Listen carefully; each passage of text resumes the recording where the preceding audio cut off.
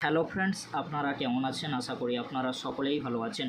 প্রতাপ academy coaching পরিবারে আপনাদেরকে সকলকেই স্বাগত জানাই। ডিএ সংক্রান্ত আরও একটি গুরুত্বপূর্ণ ভিডিও কিন্তু নিয়ে চলে এসেছি। চলুন তাহলে দেখে নেওয়া যাক কী গুরুত্বপূর্ণ আপডেট উঠে আসছে ডিএ বা মহার্ঘ ভাতা নিয়ে।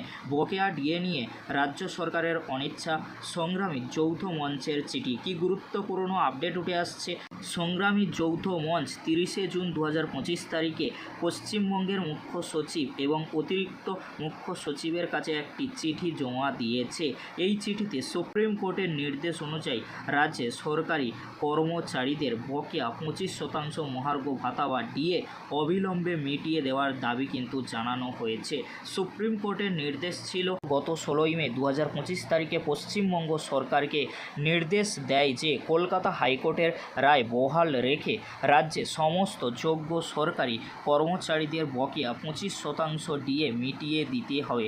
রাজ্য সরকারের আর্থিক অনটনের যুক্তি। রাজ্য সরকার বারবার আর্থিক অনটনের কারণ দেখিয়ে ডিএ প্রদান পিছিয়ে কিন্তু দিচ্ছে। তবে কলকাতা হাইকোর্ট এবং ট্রাইব্যুনাল উভয়ই কিন্তু এই যুক্তি প্রত্যাখ্যান করেছে এবং জানিয়েছে যে ডিএ সরকারি কর্মচারীদের অধিকার।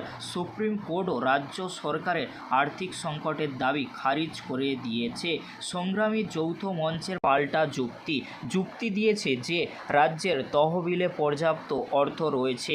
তারা উদাহরণস্বরূপ উল্লেখ করেছে যে সুপ্রিম কোর্টের নির্দেশ না থাকা সত্ত্বেও রাজ্য সরকার এসএসসির মাধ্যমে চাকরি বাতিল হওয়া গ্রুপ সি এবং গ্রুপ ডি কর্মীদের জন্য 25,000 এবং 20,000 টাকা করে দেওয়ার সিদ্ধান্ত নিয়েছে। এছাড়াও নয়াদিল্লির বঙ্গভবন এবং চেন্নাইয়ের একটি যুব হোস্টেলের কর্মচারীরা কেন্দ্রীয় হারে ডিএ পাচ্ছেন, যা রাজ্যের আর্থিক অনটনের দাবির সঙ্গে মেলে না।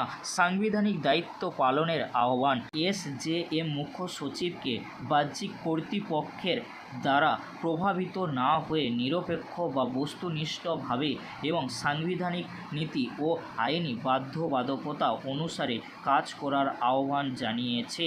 তারা জোর দিয়ে বলছে যে সময় বাড়ানোর জন্য আবেদন করা সুপ্রিম কোর্টের আদেশকে বাতিল করে না। বর্তমান পরিস্থিতি কী রয়েছে? রাজ্য সরকার আদেশ কার্যকর করার জন্য সুপ্রিম কোর্টের কাছে আরও সময় চেয়েছে। এর থেকে বোঝা যাচ্ছে যে বকেয়া ডিএ এখনই মেটানো হচ্ছে না। রাজ্য সরকারের এই গড়িমসির ফলে সরকারি কর্মচারীদের মধ্যে ক্ষোভ বাড়ছে এবং তারা তাদের ন্যায্য অধিকার থেকে বঞ্চিত হচ্ছেন। এই ছিল গুরুত্বপূর্ণ আপডেট। যদি ভিডিওটি হেল্পফুল হয়ে থাকে অবশ্যই ফ্রেন্ডদের কাছে আপনারা শেয়ার করে দেবেন। আজকের এতটুকু। পরবর্তীতে আপনাদের জন্য খুব তাড়াতাড়ি পরবর্তী ডিএ সংক্রান্ত আপডেট নিয়ে হাজির হব। ভিডিওটি দেখার জন্য আপনাদেরকে অসংখ্য ধন্যবাদ।